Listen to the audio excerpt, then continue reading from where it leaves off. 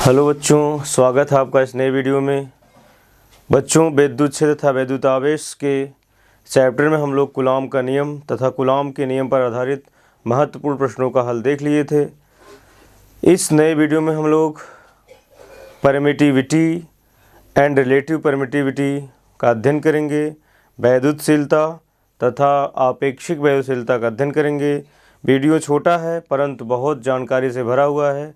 बहुत important question का भी हम लोग अध्ययन करेंगे इस वीडियो में। तो चलिए शुरू करते हैं। परमिटिविटी एंड रिलेटिव परमिटिविटी क्या होता है और इसका माध्यम पर वायु पर क्या प्रभाव पड़ता है, यह दो आवेशों के बीच लगने वाले बल को कैसे प्रभावित करती है, इस वीडियो में इन सारी चीज़ों का अध्ययन हम करेंगे। तो चलिए शुरू करते हैं।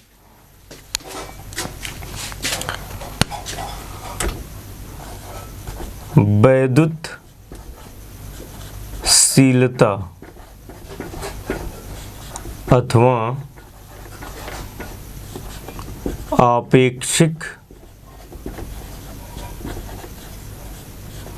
वैद्युतशीलता परमिटिविटी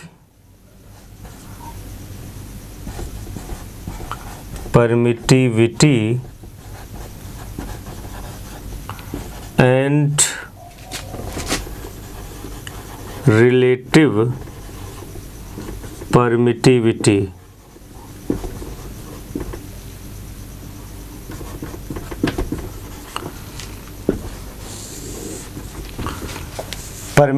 एंड रिलेटिव परमिटिविटी का अध्ययन हम करने जा रहे हैं। कूलॉम के नियम में हम लोग पढ़ चुके हैं। किन्हीं दो आवेशों के बीच की दूरी यदि r है, ये आवेश Q1 है और एक Q2 है, तो उनके बीच कार्य करने वाला इलेक्ट्रोस्टैटिक्स फोर्स स्थिर वैद्युतिकी बल F = K Q1 Q2 upon R² होता है। अब ये के बताया गया था कि के का मान माध्यम पर निर्भर करता है,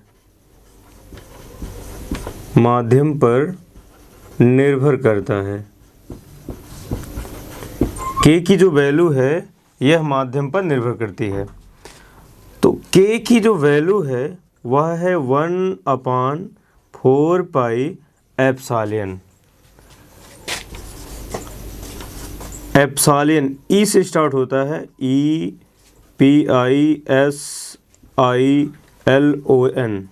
एप्सिलॉन, EPSILON,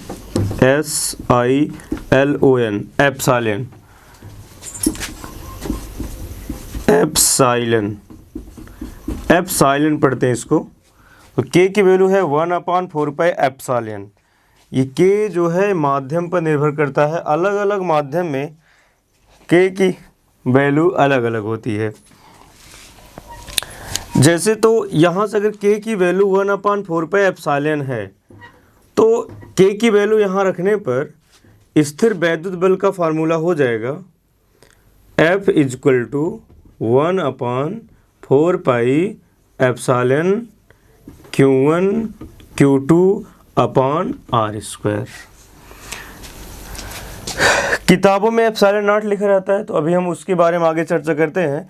फिलहाल अपना फार्मूला स्थिर वैद्युत बल का F = 1/4 pi epsilon Q1 Q2 upon R² होता है। अब जो ये फोर्स है स्थिर वैद्युत बल, इस एप्सिलॉन पर निर्भर करता है। जैसे अगर एप्सिलॉन का मान बढ़ता है तो स्थिर वैद्युत बल का मान घट जाता है।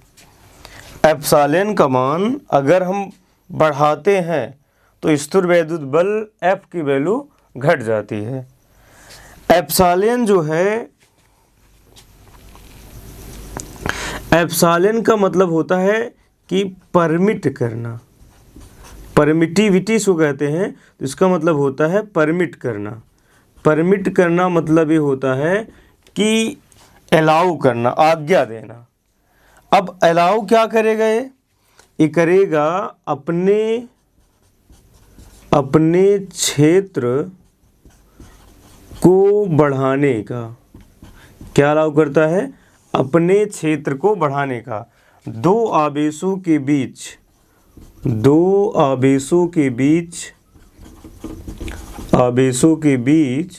अपने क्षेत्र को बढ़ाने का। ये क्या करता है? एप्सिलॉन अलाउ करता है, आज्ञा देता है कि किन्हीं दो आवेशों के बीच अपने क्षेत्र को बढ़ाने का। सपोज दैट ये आवेश है Q1 Q2, तो इसके बीच जो है जो दूरी है इसके दोनों आवेशों के बीच की, इसमें क्या करेगा?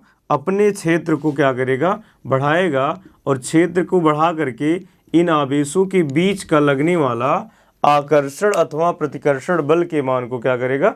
कम कर देगा।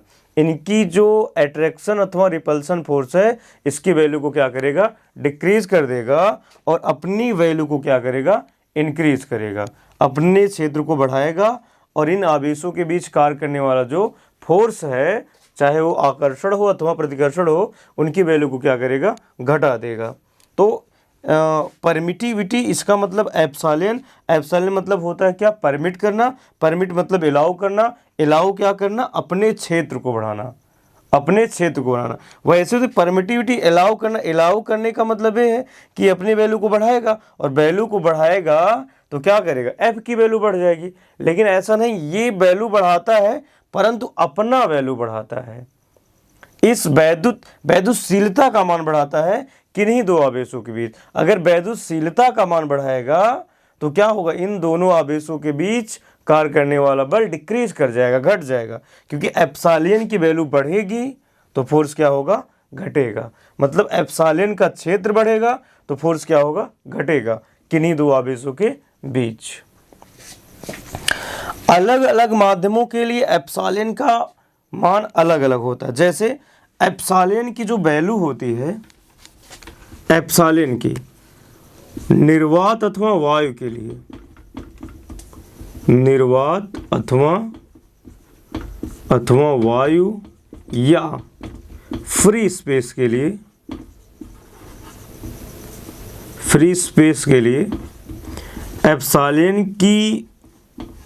एप्सिलॉन का मान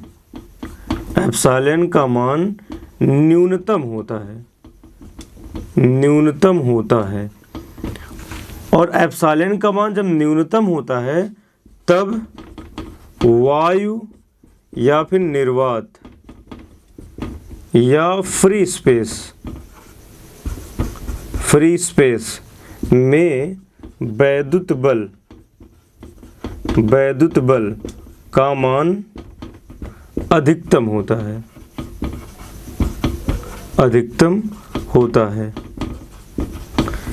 यदि एप्सिलॉन का मान न्यूनतम होता है, कहाँ न्यूनतम होता है? वायु अथवा निर्वात में या फिर फ्री स्पेस में।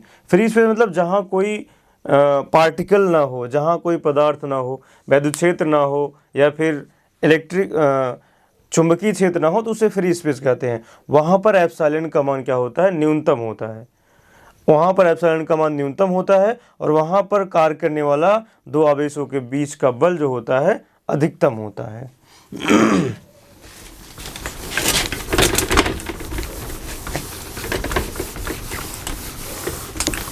यहाँ से कहा जा सकता है कि एप्सिलॉन का मान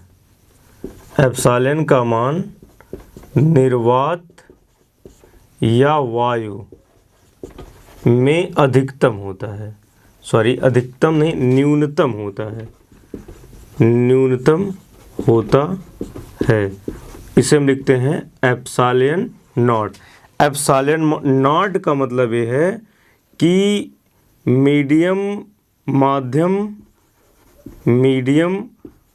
का ना होना। एप्सिलॉन नॉट का मतलब ये है कि माध्यम का ना होना, अर्थात क्या हो? निर्वात हो अथवा वायु हो। तो उसको हम एप्सिलॉन नॉट कहते हैं। क्योंकि हम कूलॉम का नियम जो पढ़ रहे थे तो F इक्वल टू था K या F equal to 1/4 pi epsilon nought Q1 Q2 upon R square. और इस एप्सिलॉन नॉट का मतलब उस वीडियो में मैंने बताया था कि ये जो बल है किसके लिए कार्य कर रहा है या किस में कार्य कर रहा है, वायु अथवा निर्वात में। और इसकी वैल्यू हमने बताई थी K equal to 1/4 pi epsilon nought. और जहाँ K के बारे में हमने चर्चा की थी कि वह K क्या है, निर्वात के लिए कार्य कर रहा है। तो एप्सिलॉन का मान निर्वात में न्यूनतम होता है जिसे हम कहते हैं एप्सिलॉन नॉट। और एप्सिलॉन नॉट का मतलब होता है माध्यम का ना होना, माध्यम का ना होना अर्थात वहाँ क्या होना, वायु होना अथवा फिर निर्वात होना। तब बल का, तब वायु या निर्वात में कार्य करने वाला अधिकतम बल क्या हो जाएगा, F नॉट हो जाएगा। F नॉट का मतलब क्या है कि माध्यम का न होना, अर्थात एप्सिलॉन M का मान होता है अधिकतम एप्सिलॉन नॉट से। मीडियम में एप्सिलॉन की वैल्यू अधिकतम होती है, जबकि निर्वात अथवा वायु में एप्सिलॉन की वैल्यू क्या होती है, न्यूनतम होती है।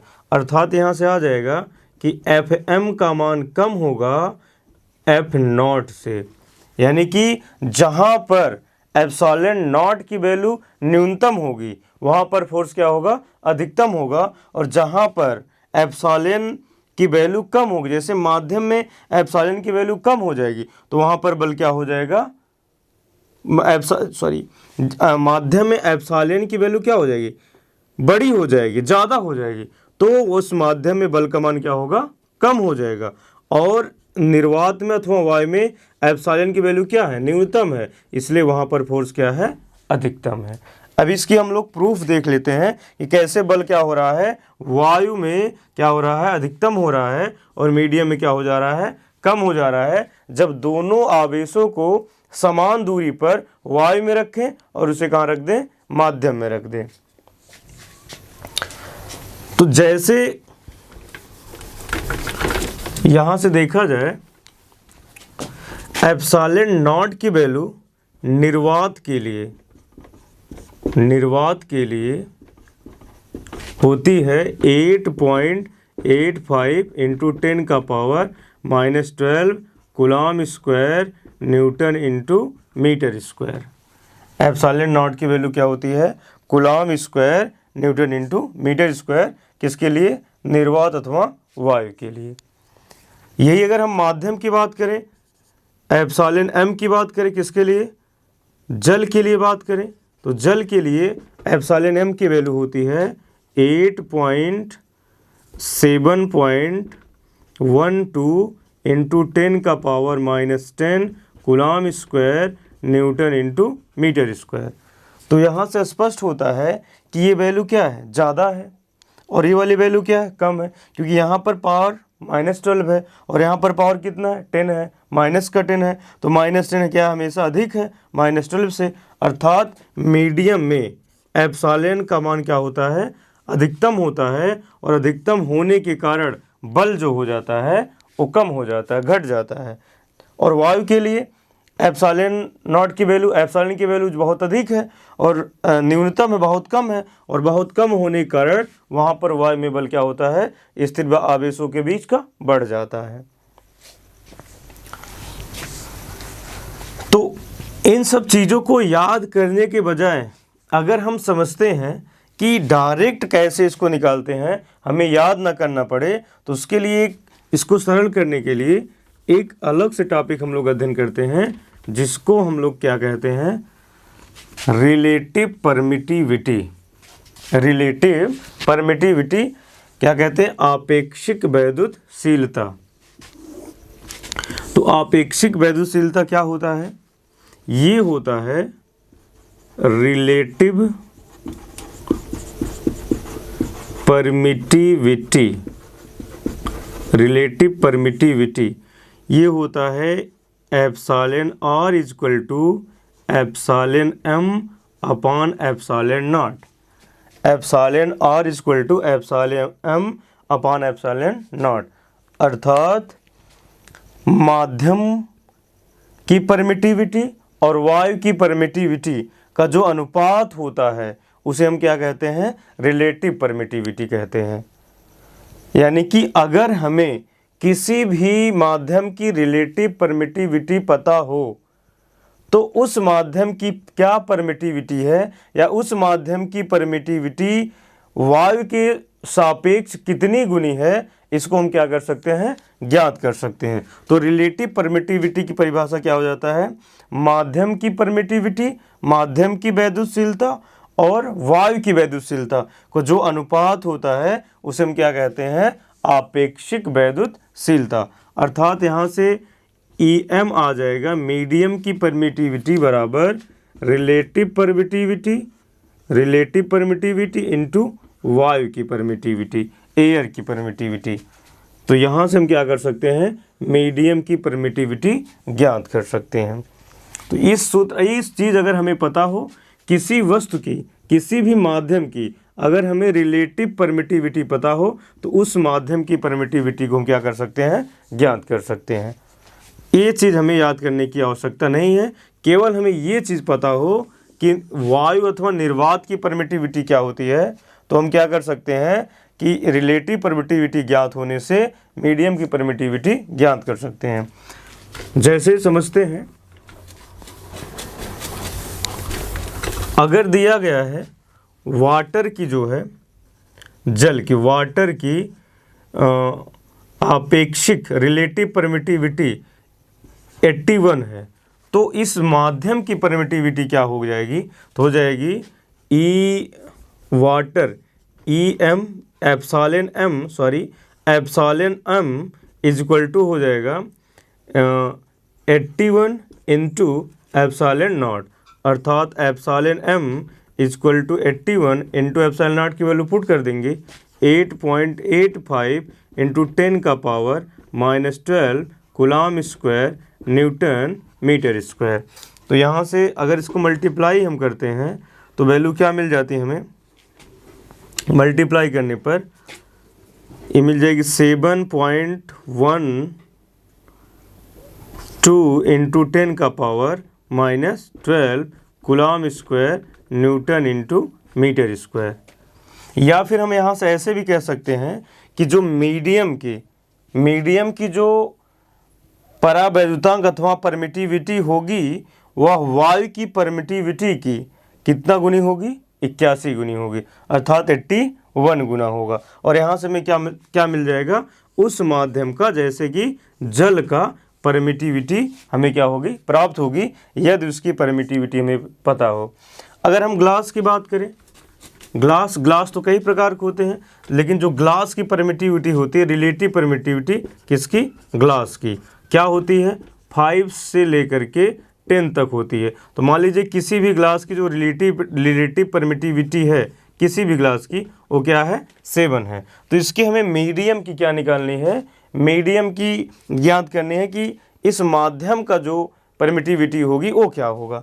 तो हमारे लिए सूत्र है माध्यम की permittivity epsilon M is equal to epsilon R into epsilon not. तो epsilon M is equal to हो जाएगा एप्सिलॉन आर कितना दिया, 7 इंटू एप्सिलॉन नॉट, अर्थात उस माध्यम की, ग्लास की या माध्यम की जो परमिटिविटी होगी वायु की परमिटिविटी की कितनी गुनी होगी, 7 गुनी होगी।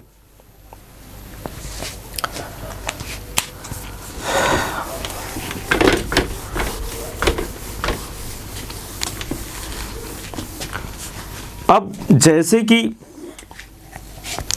किसी माध्यम की परमिटिविटी बढ़ा रहे हैं, परमिटिविटी अगर बढ़ाएंगे तो फोर्स क्या होगा, घटेगा। सपोज दैट अगर हम कर दें कि किसी भी माध्यम की परमिटिविटी वायु की परमिटिविटी की 7 गुना कर दें, तो उस माध्यम में जो बल होगा क्या होगा, 7 गुना घट जाएगा। 7 गुना क्या होगा, घट जाएगा, क्योंकि परमिटिविटी अगर हम क्या कर रहे हैं माध्यम की वायु के सापेक्ष 7 गुना क्या कर रहे हैं, इंक्रीज कर रहे हैं, तो उस माध्यम का जो फोर्स होगा वह 7 गुना क्या हो जाएगा, डिक्रीज हो जाएगा। अर्थात यहाँ से हम अगर ज्ञात करें कि F M is equal to F nought upon क्या हो जाएगा, 7 हो जाएगा, या फिर इसको हम लिख सकते हैं F M is equal to F nought upon epsilon R, जो उस माध्यम की, जहाँ एप्सिलॉन आर क्या है, उस माध्यम की रिलेटिव परमिटिविटी है। सपोज अगर इसको हम प्रूफ करें तो कैसे होगा, सपोज हम मान लें कि जो एयर के लिए फोर्स है F A is equal to 1/4 epsilon nought Q1 Q2 upon R square, और इन दोनों आवेशों को उतनी ही दूरी पर हम कहाँ रख दें, वाई में रख दें, तो क्या मिल जाएगा, एफ वाई में नहीं सॉरी इसको हम मीडियम में रख दें तो एफ एम इक्वल टू हो जाएगा 1/4 एप्सिलॉन नॉट, एप्सिलॉन नॉट के स्थान पर epsilon M Q1 Q2 upon R square, उतनी ही दूरी पर दोनों आवेशों को रखा गया। तो दोनों को अगर हम डिवाइड करते हैं, इक्वेशन फर्स्ट और इक्वेशन सेकंड को डिवाइड करते हैं, तो F A upon F M equal to 1/4 epsilon nought Q1 Q2 upon R square upon 1/4 epsilon M Q1 Q2 upon R square. तो ये सारी वैल्यूज यहाँ से कट जाएगा, 1/4 से 1/4 कट जाएगा और एप्सिलॉन एम ऊपर चला जाएगा, अर्थात एफ ए अपॉन मिल जाएगा F M is equal to कितना मिल जाएगा, एप्सिलॉन एम अपॉन क्या हो जाएगा, epsilon M upon epsilon naught मिल जाएगा। और epsilon M upon epsilon naught किसके बराबर है, एप्सिलॉन आर के बराबर है। तो यहाँ से हमें मिल जाएगा F A upon F M equal to क्या मिल जाएगा, एप्सिलॉन आर, और यहाँ से अगर हम एफ एम की वैल्यू निकालते हैं तो F A upon epsilon R equal to क्या मिल जाएगा, एफ एम मिल जाएगा। अर्थात एफ ए एयर अथवा निर्वात के कितनी गुनी हो जाएगी, एप्सिलॉन आर गुनी हो जाएगी, उसकी रिलेटिव परमिटिविटी से भाग देने पर, अथवा 1 रिलेटिव परमिटिविटी उस माध्यम में कार्य करने वाला जो होगा फोर्स आ जाएगा। अर्थात वायु के फोर्स से, वायु के बल से कितना कम हो जाएगा, उसके रिलेटिविटी परमिटिविटी का गुना कम हो जाएगा। सपोज जैसे हमने बताया कि अगर ग्लास का क्या है, वायु के सापेक्ष उसका रिलेटिव परमिटिविटी कितना है, या मीडियम का जो परमिटिविटी है 7 गुना है, तो उसका जो बल होगा उस मीडियम में 7 गुना क्या हो जाएगा, घट जाएगा।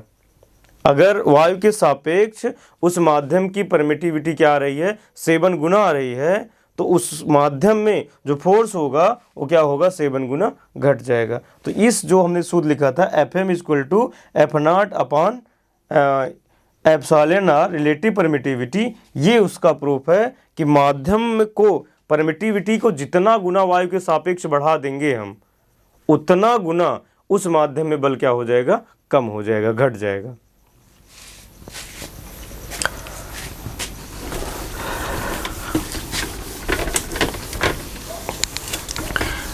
कुछ न्यूमेरिकल देखते हैं इसको और अच्छे से समझने के लिए, कॉन्सेप्ट को क्लियर करने के लिए।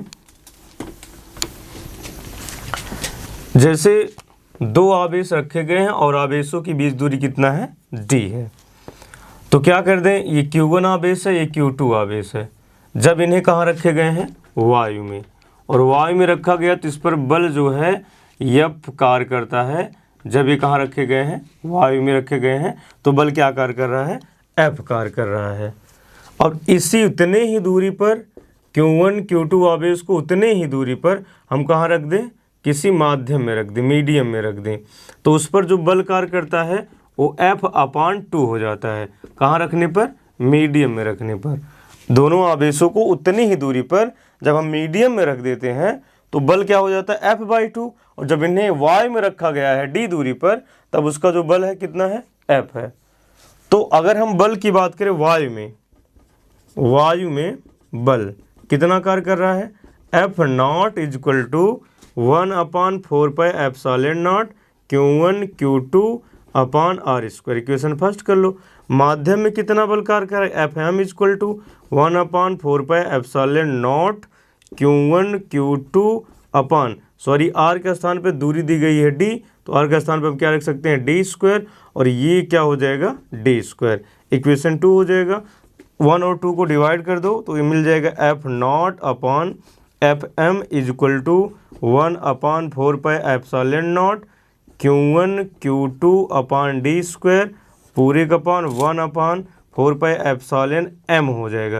क्योंकि मीडियम में है तो नॉट के बजाय हम क्या रख दें, m रख दें, तो हो जाएगा Q1 Q2 अपॉन d स्क्वायर। तो ये टोटल वैल्यू क्या हो जाएगा कैंसिल, 1/4π से 1/4π कैंसिल हो जाएगा।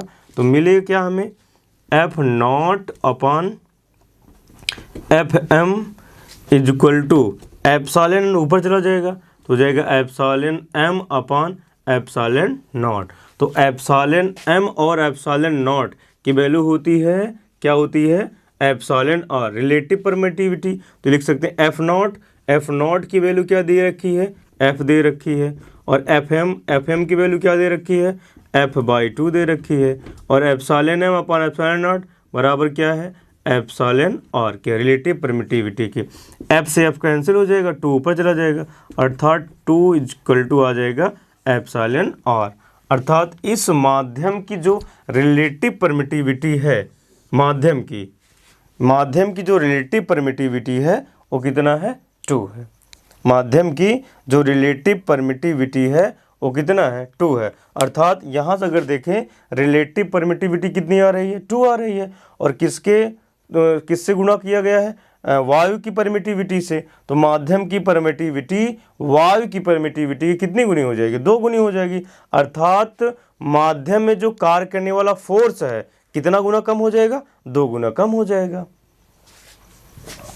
अगर हम परमिटिविटी की रिलेटिव परमिटिविटी वायु की परमिटिविटी की 2 गुनी है तो मीडियम की परमिटिविटी क्या आ जाएगी, वायु की परमिटिविटी की 2 गुनी हो जाएगी। अर्थात माध्यम में कार्य करने वाला फोर्स क्या हो जाएगा, घट जाएगा, क्योंकि परमिटिविटी का मतलब होता है परमिट करना, अपने क्षेत्र को बढ़ाना, और आवेशों के बीच में कार्य करने वाले अट्रैक्शन अथवा रिपल्सन फोर्स को क्या कर देना, कम कर देना। तो अपना क्षेत्र क्या कर देगा, वायु के सापेक्ष 2 गुना बढ़ा देगा, अर्थात वहाँ पर बल क्या हो जाएगा, माध्यम में घट जाएगा। एक और अच्छे तरह से समझते हैं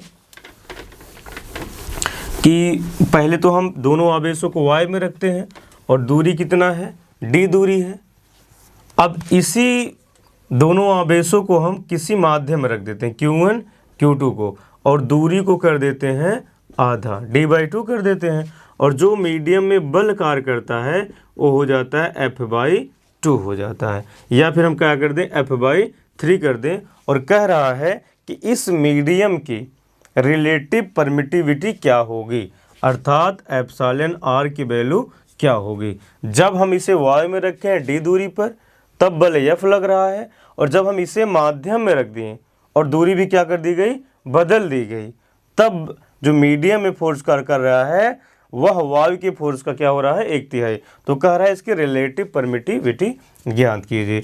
तो वायु के लिए फोर्स क्या हो जाएगा, वायु के लिए क्या हो जाएगा, F0 equal to 1/4πε0 Q1 Q2 by d square. Equation first हो जाएगा। मीडियम के लिए FM equal to 1/4πε0 Q1 Q2 बटे दूरी d/2 है, d/2 का होल स्क्वायर। ये हो जाएगा FM इक्वल टू 1/4πε0 हो जाएगा, और हो जाएगा Q1 Q2 बटे d²/4, और ये वाला 4 ऊपर चला जाएगा तो हमें मिल जाएगा FM equal to 1/4πε0 into 4 Q1 Q2 by d² हो जाएगा। इसको इक्वेशन सेकंड कर दें, 1 और 2 को डिवाइड कर लेते हैं तो क्या मिल जाएगा, F0 upon FM equal to 1/4πε0 Q1 Q2 by d² upon 1/4πε0 4 into Q1 Q2 by d²। ये चीज़ कैंसिल हो जाएगी, यहाँ से 4π से 4π कैंसिल हो जाएगा, एप्सिलॉन एम ऊपर चला जाएगा, तो F nought upon F M is equal to epsilon M upon epsilon nought into क्या हो जाएगा 4 हो जाएगा। और इसकी वैल्यू क्या है, यहाँ से इसकी वैल्यू है एप्सिलॉन आर, और एफ नॉट की वैल्यू क्या दे रखा है एफ एम की वैल्यू एफ बाई 3 बराबर एप्सिलॉन आर अपॉन क्या हो जाएगा 4, तो एफ से एफ कटेगा, 3 ऊपर आ जाएगा, 3 is equal to epsilon R upon 4 और गुणा हो जाएगा तो हो जाएगा 12 is equal to epsilon R. अर्थात उस माध्यम की जो परमिटिविटी होगी, रिलेटिव परमिटिविटी क्या होगी 12 होगी। जब हम क्या कर दें, दोनों आवेशों को वायु में d दूरी पर रखा गया है, लेकिन जब आवेशों को हम कहाँ रख दें, किसी माध्यम में रख दें और उसकी दूरी को क्या कर दें, आधा कर दें, तो उस पर कार्य करने वाला बल क्या है F/3 है। कार्य करने वाला बल F/3 है, तो जो उस माध्यम की रिलेटिव परमिटिविटी होगी वो क्या होगी 12 हो जाएगी। दोस्तों उम्मीद है हमें कि यह वीडियो आपको पसंद आएगा। वीडियो को पूरा देखिए और हमें लगता है कि वीडियो के अंत तक आपका पूरा का पूरा कॉन्सेप्ट क्लियर हो जाएगा। आप लोग अपने किताब से इस पर आधारित और सारे न्यूमेरिकल का प्रैक्टिस करिए, और यह जो टॉपिक है परमिटिविटी और रिलेटिव परमिटिविटी आपका बिल्कुल हलवा हो जाएगा। और एकदम हमने पूरी ईमानदारी के साथ, मेहनत के साथ टॉपिक को पढ़ाया है। आप वीडियो को देखिए और कमेंट करके बताइए कैसा लगा, और अपने बुक से न्यूमेरिकल को ज़रूर सॉल्व करिए परमिटिविटी पर आधारित। धन्यवाद।